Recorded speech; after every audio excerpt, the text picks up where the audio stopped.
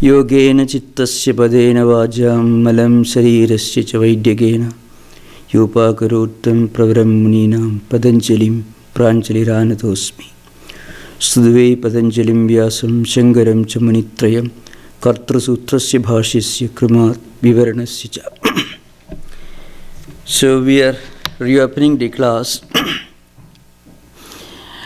Now I shall try to give a short synopsis of the different aspects of yoga that we discussed during the last several sessions. First, Patanjali defines yoga as cessation of our sense of self,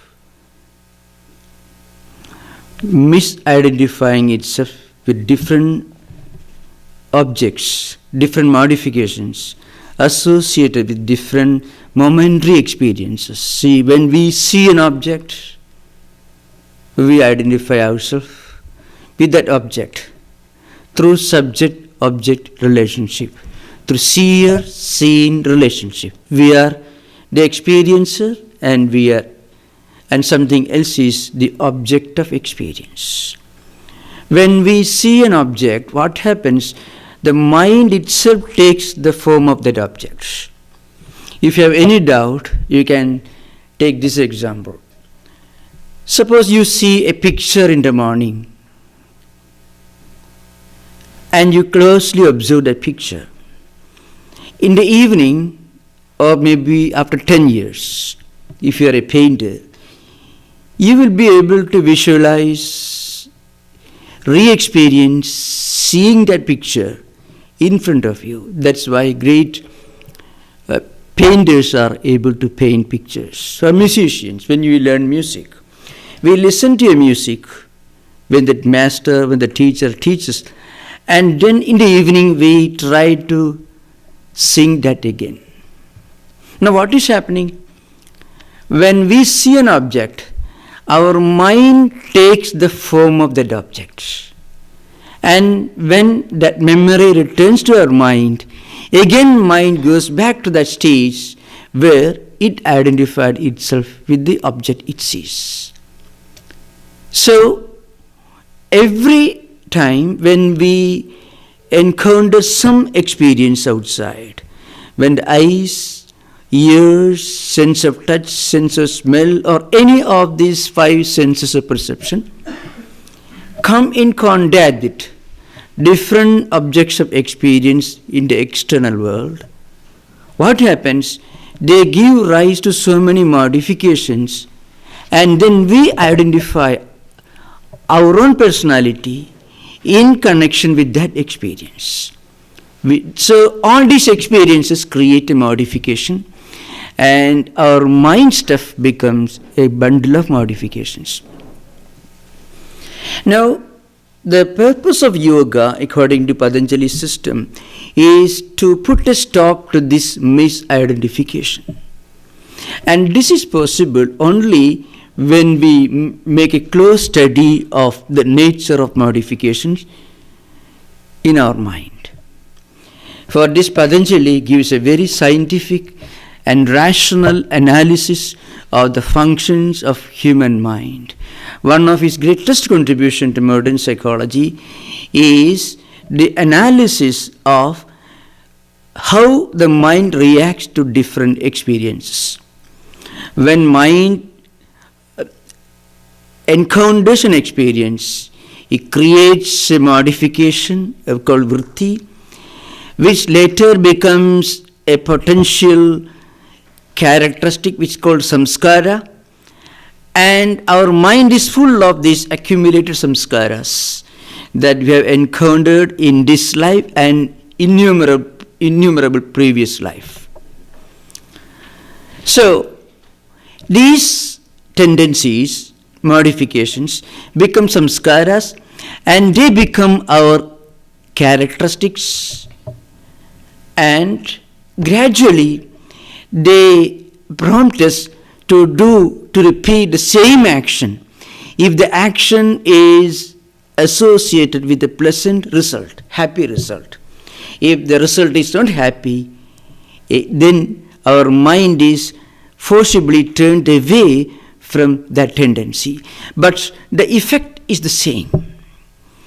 So, Patanjali classifies the human mind system into 5 categories. In fact, this is one of the most scientific and rational analysis of human mind. In Patanjali's Sutras, small statements, and also in the commentaries on Patanjali Sutras written by great commentators like Shankaracharya, Abhyasa, Vijnana Bhikshu, and several others, several of whom were Buddhists. In these commentaries, they have elaborated these classifications. So I shall try to give a graphic picture, of this analysis and how these vrittis function. Patanjali says the entire human mind system, depending upon the way it functions, the way it encounters with different objects in the external world, can be divided into 5 categories. One is called a natural restless state of mind, which in Sanskrit he calls Viskhipta. Natural restlessness. When you may have seen people suffering from mood swings, suddenly getting elated, and suddenly accumulated emotions within, manifesting in different forms. Anger, hatred, jealousy, malice, and so on. Mind becomes completely restless. It is not able to concentrate even on worldly pursuits. This is the most tragic, the most unfortunate state of human mind system, which he calls Viskhipta. In simple language, it can be called restless state. Happiness, unhappiness, anger, jealousy, sudden elation, sudden depression, suddenly new ideas come, and then the mind goes to opposite ideas. Many cases of anxiety neurosis, especially they call it obsessive problems, perfection, too much of perfectionism, washing mania, all these are related to this kind of inherent states of mental delusions, irrational thought currents. The next state is the state of an idiot. It's called stupefied. A stupefied state of mind. When you get infatuated with some undesirable worldly thought currents. Too much of greed for money. Too much of obsessive desire for something. And mind becoming completely enslaved by some worldly desires, worldly objects, so that it cannot think of anything higher. It is stupefied. It becomes infatuated by some worldly desires, worldly ambitions, so that that mind cannot think of anything higher than the most worldly sensory pleasures and objects related to them. This is one state where people cannot think of anything higher than their most practical, ultra-pragmatic, utilitarian things. Everything we want to relate to some tangible, selfish, enjoyable results. In fact, in many cases, unless we de-link this connection with the consequences. I mean, unless we can do certain noble things without thinking of their immediate, tangible, enjoyable results or consequences, there can be no peace of mind. For mind becomes completely stupefied, enslaved, infatuated by desire for some worldly object, which is called mudha state. Mudha itself means completely deluded, infatuated, stupefied state, where you cannot even think of poetry, philosophy, or painting or anything. Just living at the most pragmatic, utilitarian level. The third stage which Patanjali describes is Viskhipta state. There are elaborate commentaries in Sanskrit language on this state of human mind. When many psychologists deal with these topics, but the problem with psychologists is that they try to solve the problems of the mind at mental level. Because it is with a sick mind that we are trying to find solutions for the sickness of mind. So Vedanta says that mind should be linked to a higher supramental level to understand and solve the problems of mind. So, at the third stage, which is called Viskhipta, completely distracted. Here also you find an element of restlessness. But this restlessness is different and distinct from the restlessness that we mentioned earlier. The kind of restlessness that we discussed earlier is the restlessness of a most worldly type.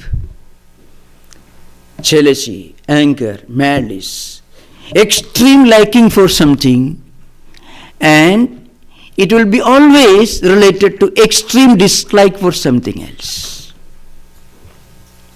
Extreme attachment, obsessive attachment, which almost enslaves us, is always invariably related to an equally powerful aversion to something else. In Sanskrit, we call raga and dvesha.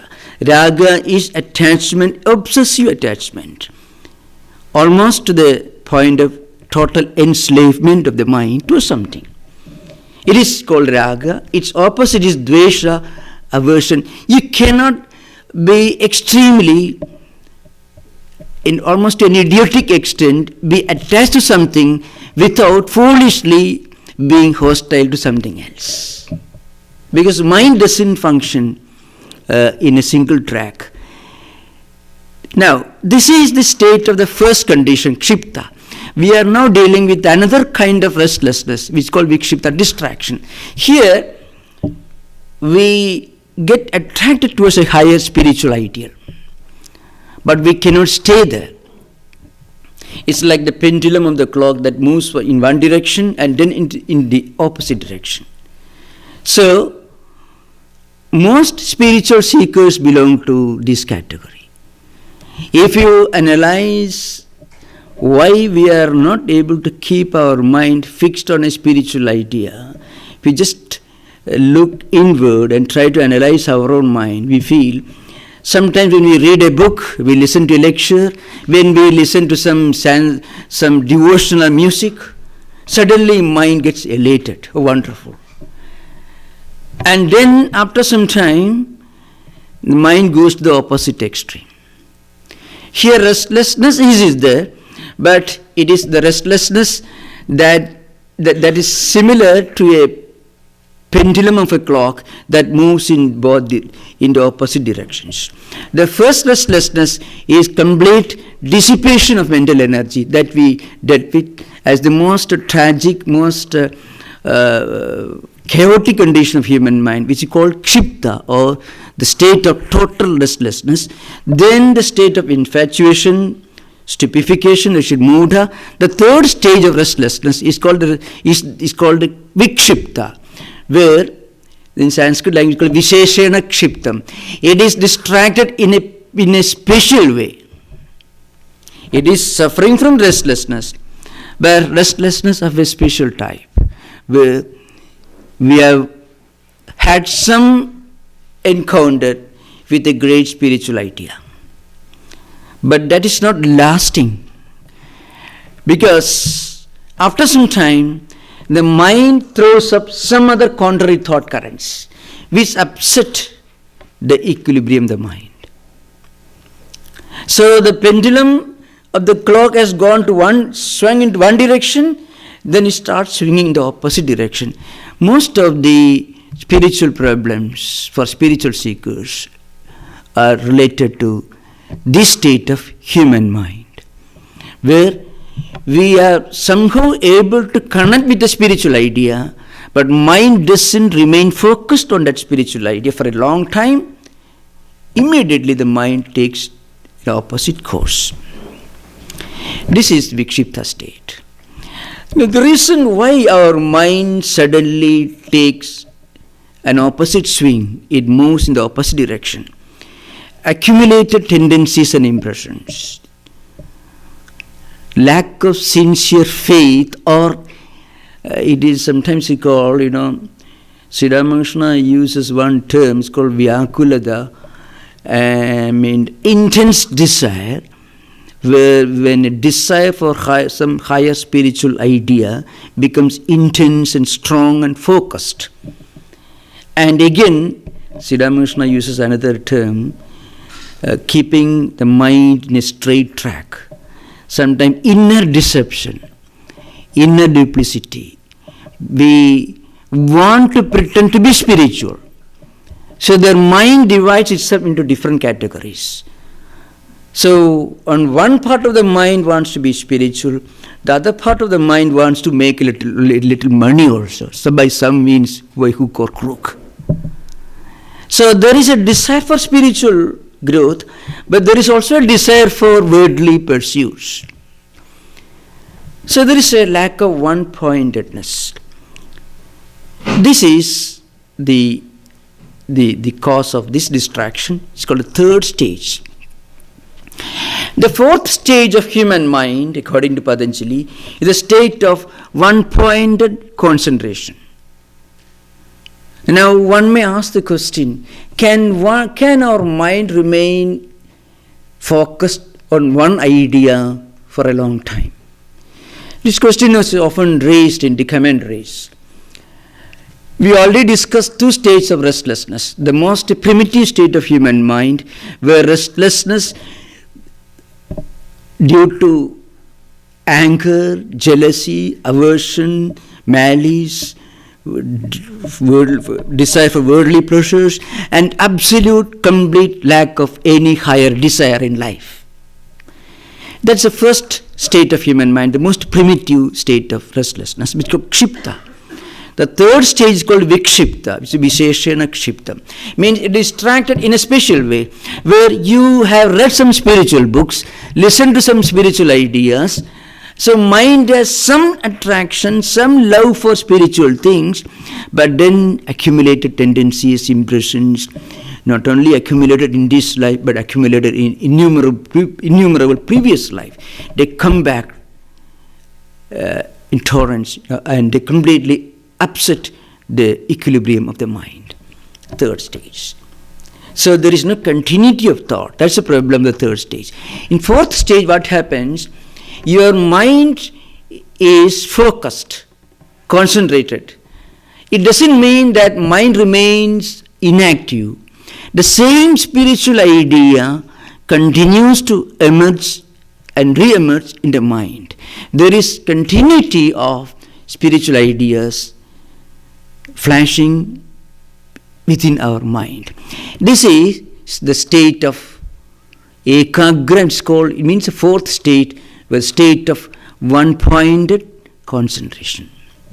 So for all spiritual seekers, their goal should be to evolve, to grow from the state of distraction, like the pendulum of the clock, towards the state of one-pointed concentration.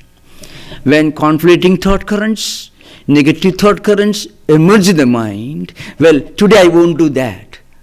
When mind suddenly gets upset, today I won't read those good spiritual books. I would rather go to some other place. So because these tendencies and memories, samskaras are coming from previous life. So they push aside the positive thought currents that we may have accumulated in innumerable life.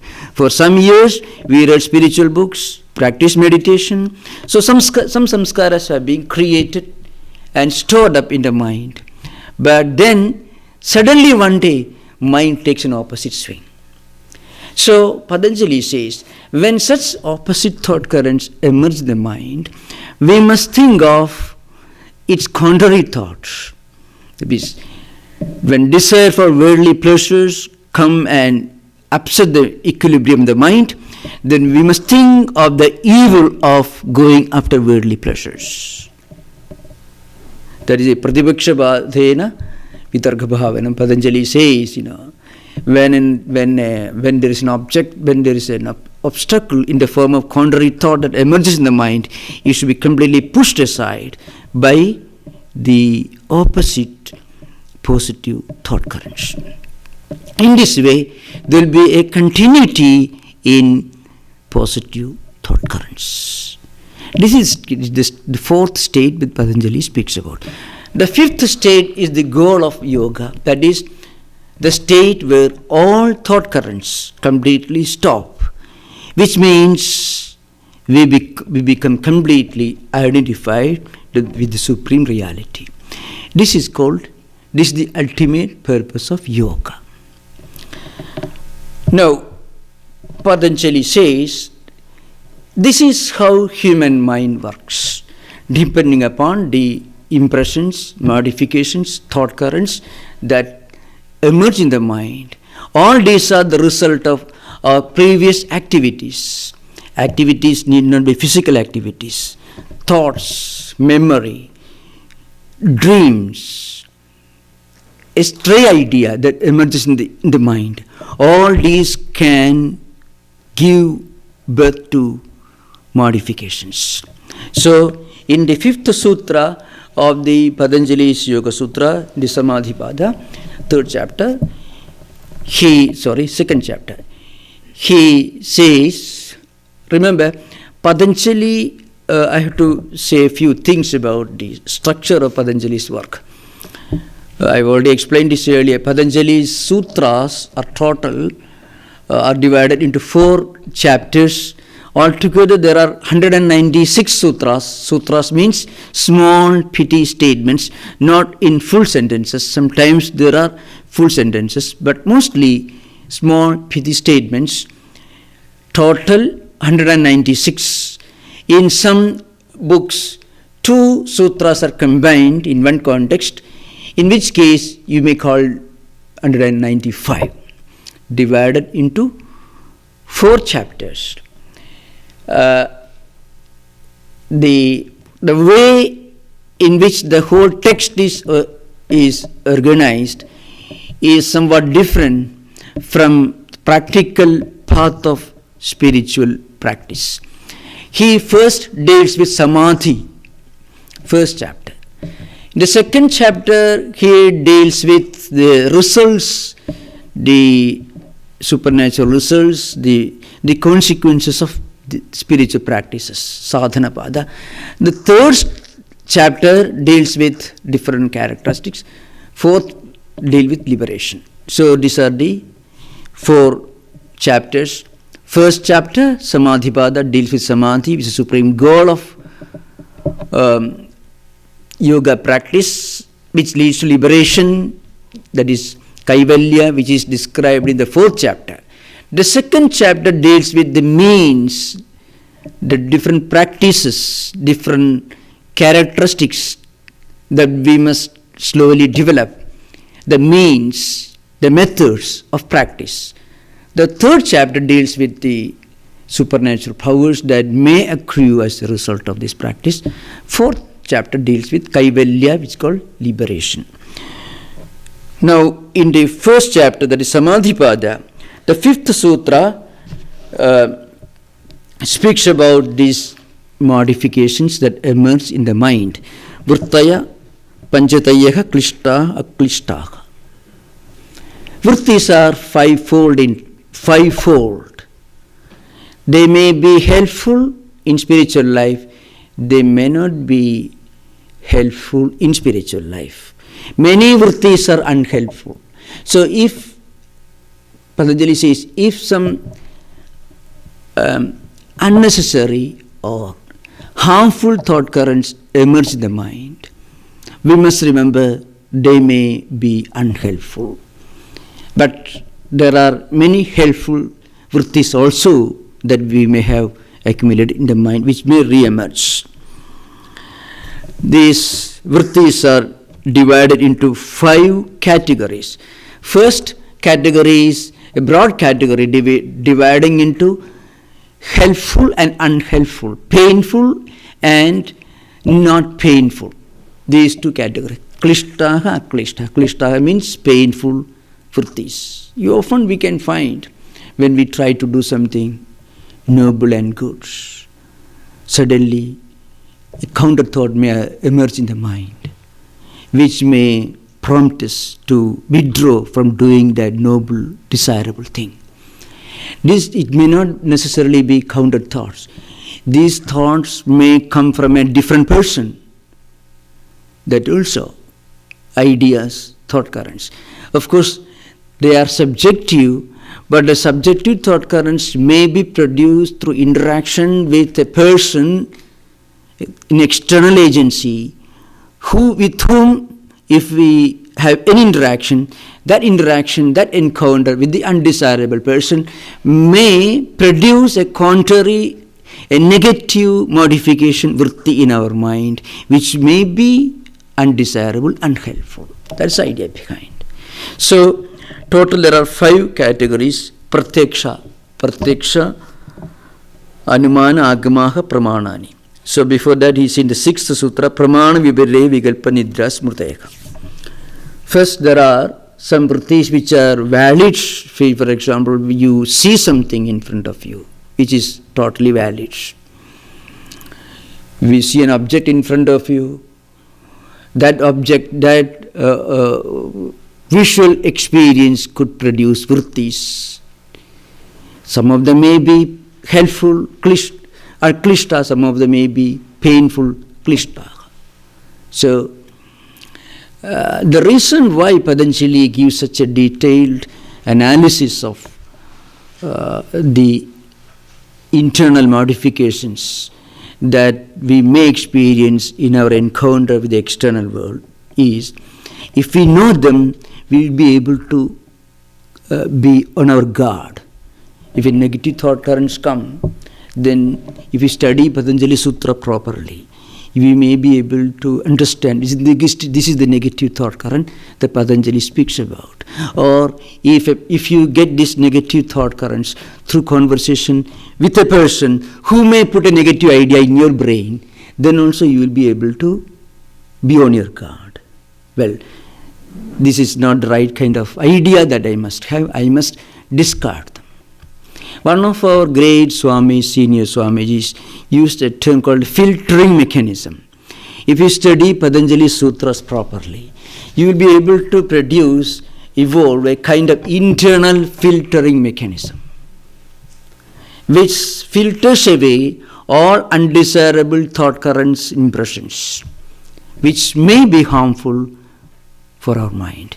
In fact, in many cases of anxiety neurosis, problems are mostly due to our inability to avoid unnecessary thought currents and tendencies coming from an external source.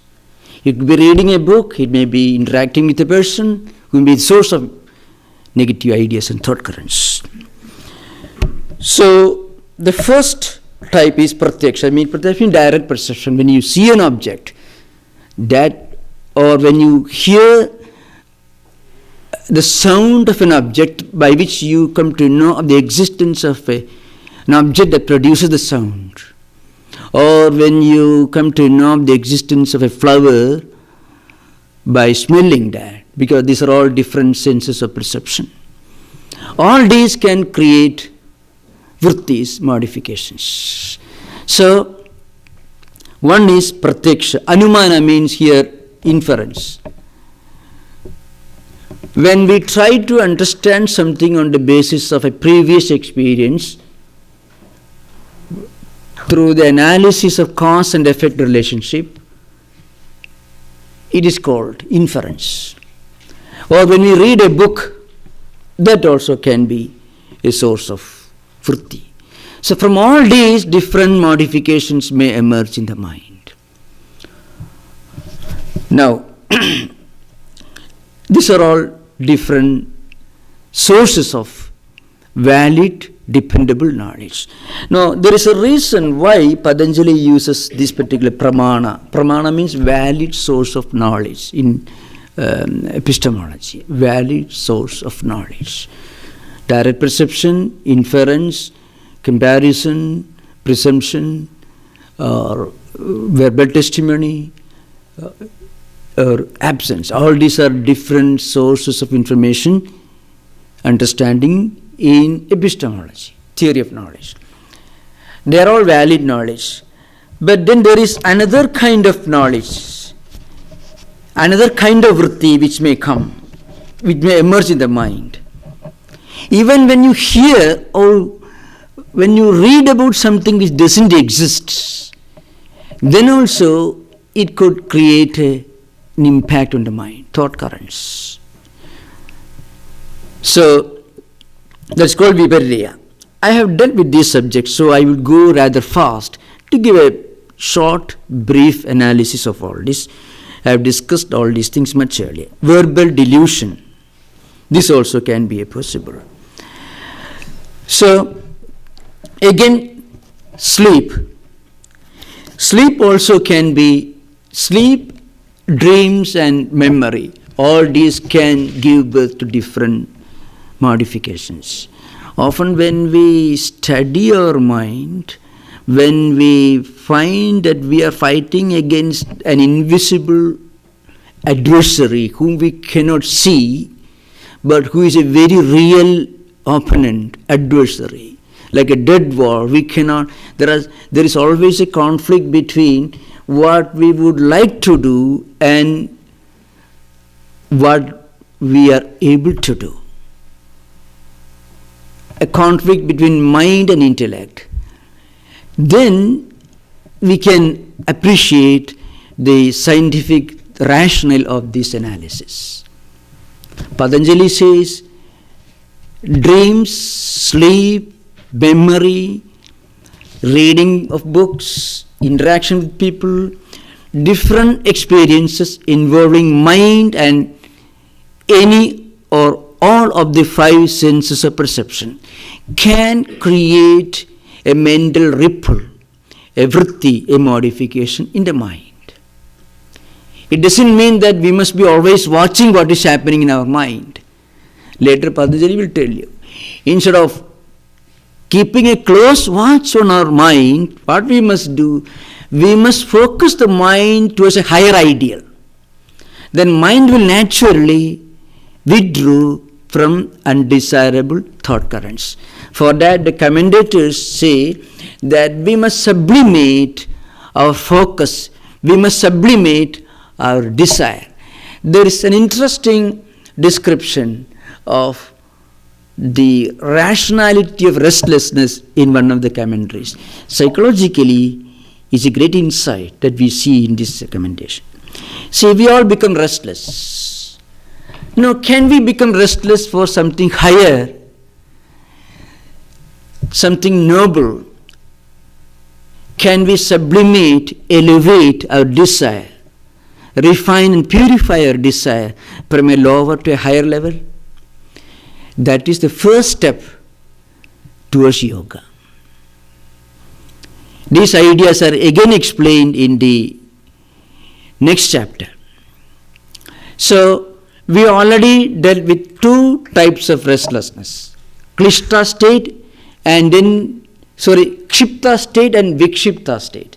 Vikshipta state corresponds to a state of total mental restlessness, total anarchy, chaos, where mind is full of dirt and filth, malice, anger, and so it completely gets lost.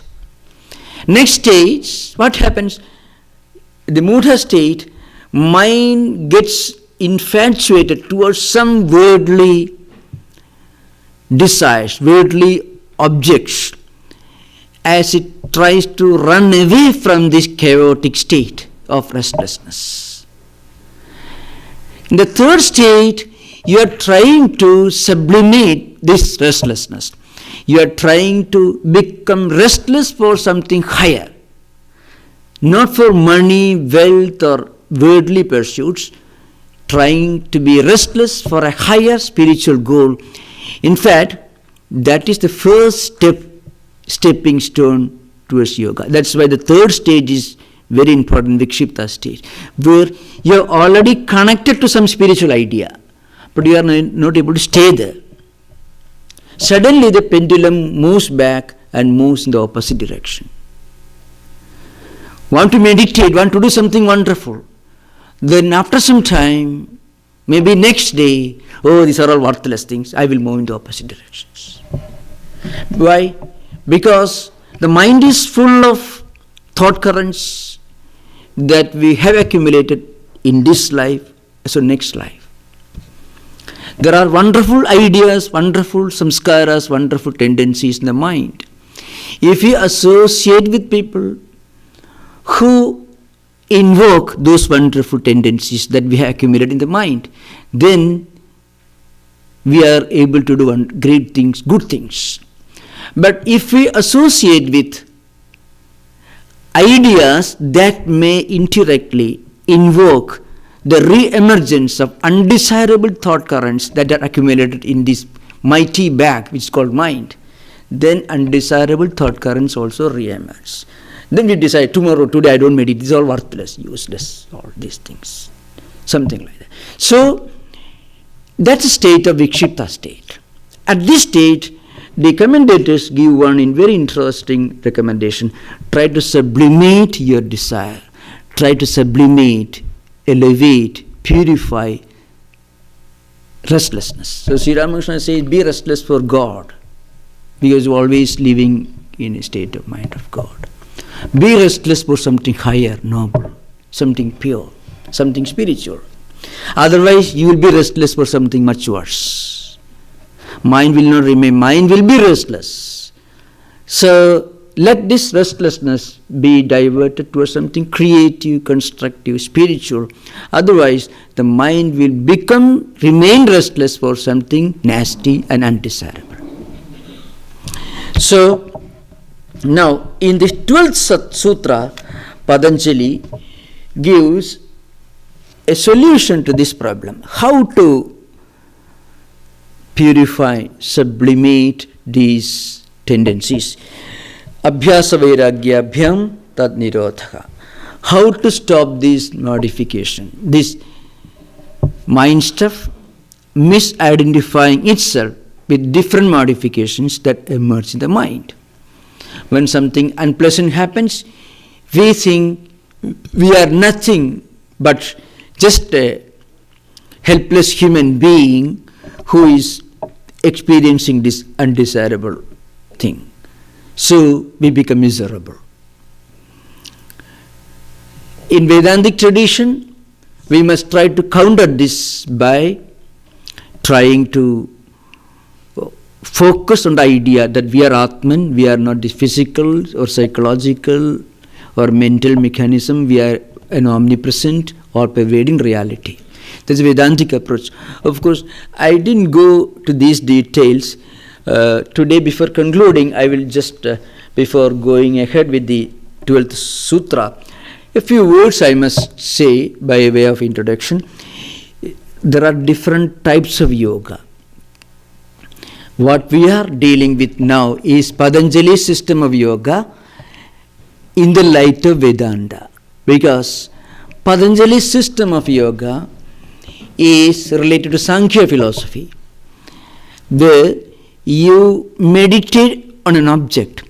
Vedantic system of yoga is related to the Upanishads, the Vedantic scriptures, which teach us that the whole creation is one, the whole humanity is one spiritual family.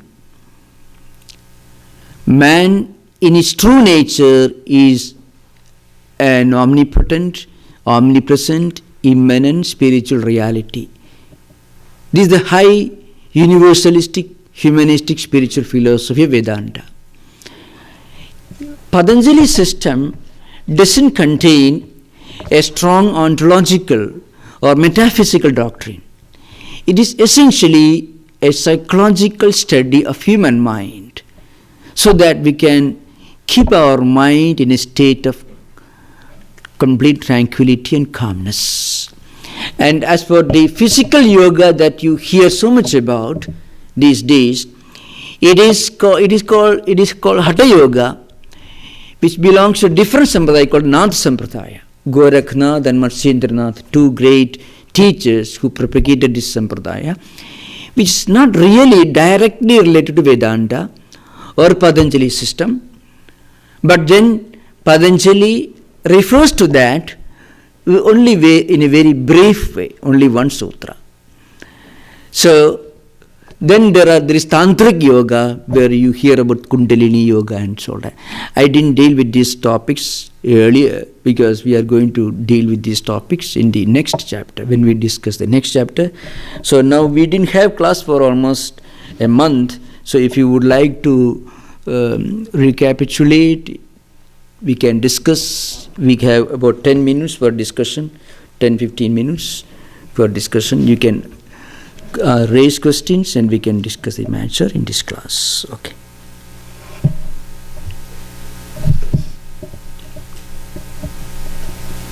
There's some talk of the identification with the body and the mind in the 5 states of the mind. Oh, yeah, yes. Yes. In the first 2 stages, you don't have any perception of your sense of individuality other than the physical body. That's why the restlessness comes. In fact, so long as we are at the physical level, where the mind also is at the physical level, our goal is to go beyond the physical, to reach the mental, and then go beyond the mental to supramental. But in the first 2 stages, we are at the lowest physical level. That's why the slightest problem at the physical life experience makes you restless, or you get completely infatuated, stupefied by physical things. There's also the identity with the mind, isn't there? I am the mind. That's there, but there, mind is a slave of the body. That's why the slightest problem makes the mind restless. Total anarchy, psychological mental anarchy, is an important characteristic of the first stage, which is called Viskhipta state, total restlessness. Now, if your mind is controlled by the body, mind will be totally in a very chaotic state. If your body is controlled by mind, then it will be less chaotic. The slightest problem at the physical level completely upsets the mind, because mind dictates terms to body dictates terms to mind. If the mind is stronger, then many of the physical problems will not upset mind. Mind is stronger. But the first stage is the body that controls everything, that dictates terms to mind. Mind is an instrument in the hands of the body. That's the first, most primitive state of human evolution. That's why total chaos. Such people will not be able to get high grades in examinations, will not be able to do any useful work, and will not be able to focus on anything, will not even be able to keep their jobs. Suddenly they will fight with people all around. So in the Ekagra state, what is happening to the mind? Is it looking at itself? At the second state. Ekagra. A Ekagra state, where there, mind gets focused on one noble idea. Now the question arises, mind keeps projecting new ideas every moment. So how can mind remain focused on one idea? So Patanjali doesn't say, but the commentators say, the same idea repeats. There is continuity of concentration. There is no fragmentation of the mind. You are continuously focused on one great sublime idea. That is fourth stage called Ekagra state. The state of, we don't use the word concentration because in English translations of Patanjali Yoga Sutra, the word concentration is often used to mean yoga. So it will be a great misunderstanding if you use the word concentration for yoga. It's called one-pointedness. If we can become one-pointed, then we can achieve great things in this world. Mind is not able to exert its full energy and potential because mind gets fragmented. When mind tries to do something, a contrary thought comes and emerges, and that takes away power of concentration. Fragmented mind is not capable of any concentration. Many geniuses, scientists, painters, musicians, those who have made great contribution in different areas, there are many great geniuses. They didn't care for any worldly pleasures. They were always, maybe not these days when you can store your scientific data in a computer and go to nightclub, no problem. But in ancient times, scientists had to keep their ideas in their mind and had to contemplate on that. A man like Newton, he could not store anything in the computer.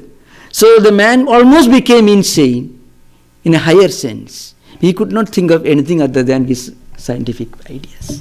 But modern scientific age cannot produce a Newton because you can put everything in a computer and think of something else.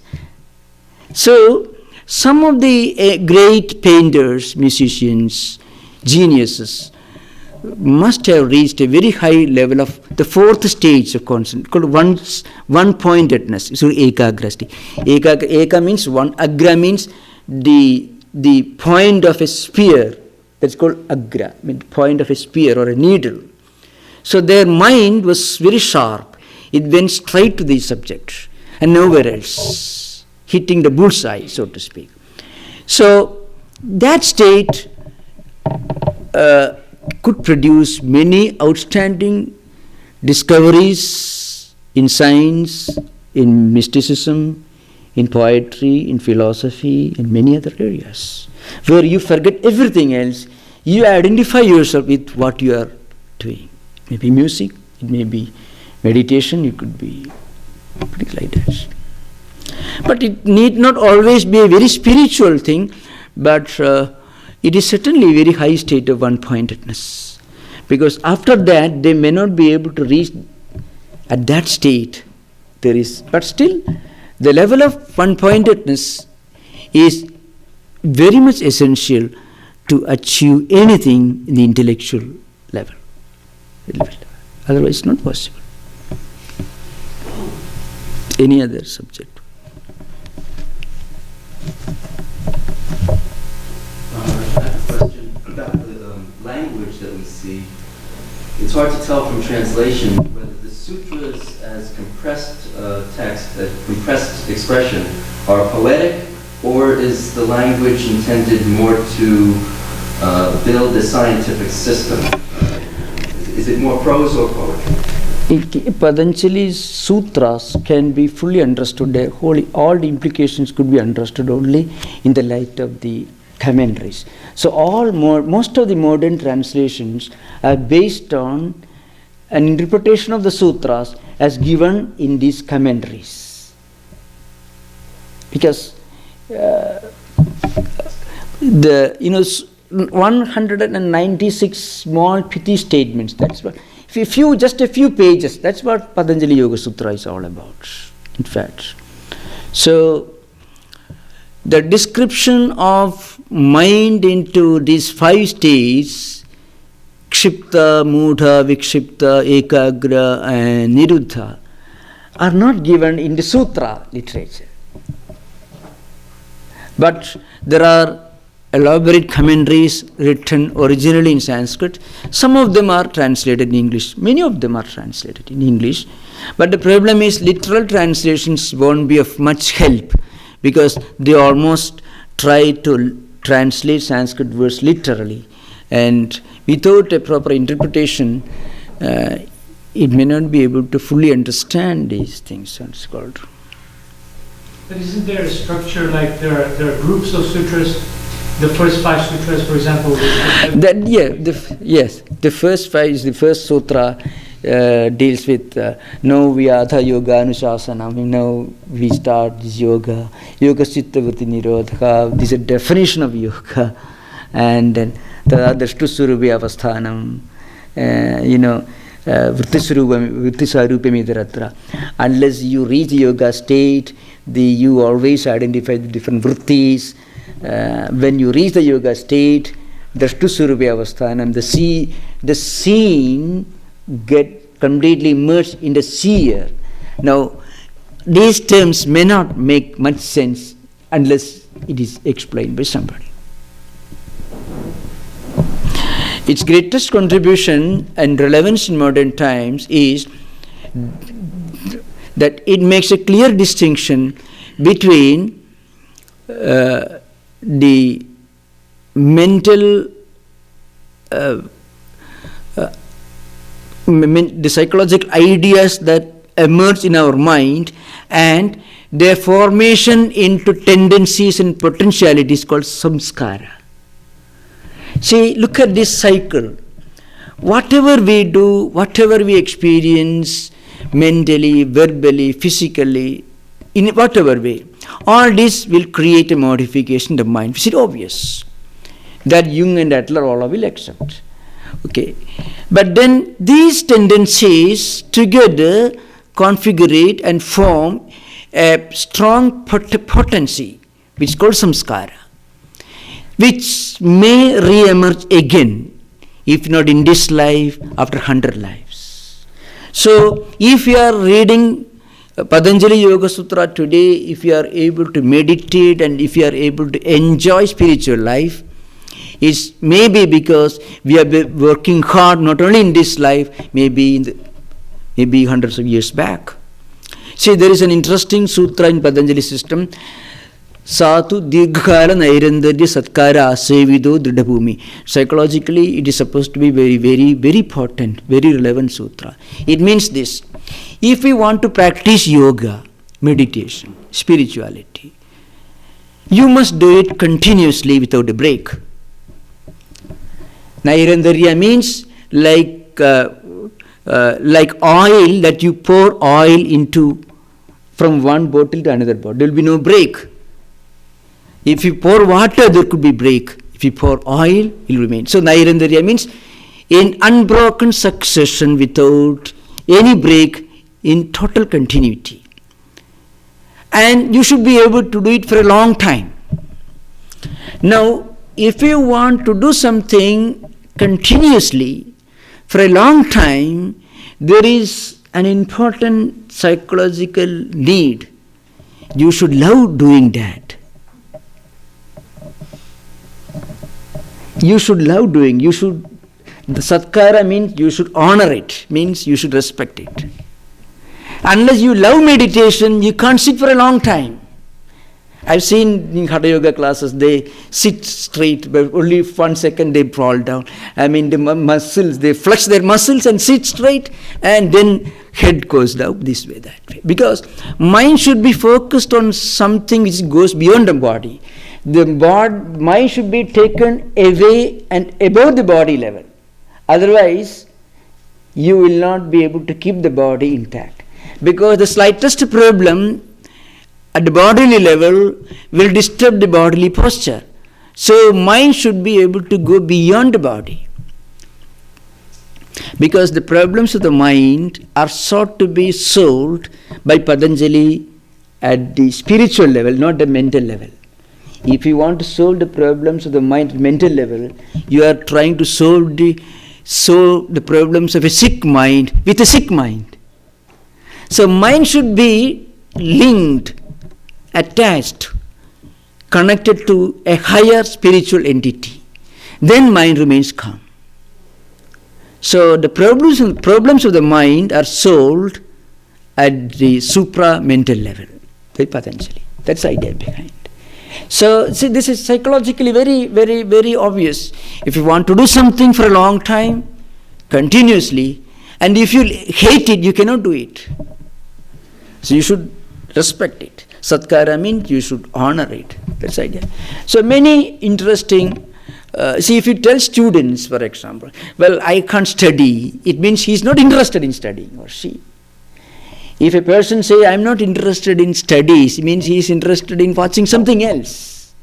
No one can remain without any interest in anything unless he is a saint. If anybody remains without interest in anything, he should be a great saint, or he may be a liar. That's all. There is no other alternative. So that's why Patanjali says we must sublimate, we must refine, we must purify, we must elevate our focus of concentration by elevating restlessness. Be restless, but be restless for something higher, something noble. That's a very, very rational approach. So we will have the class in the next Friday. Thank you. Om Shanti Shanti Shanti. Hari Om Tat Sat. Sri Ram Krishna Arpanastu.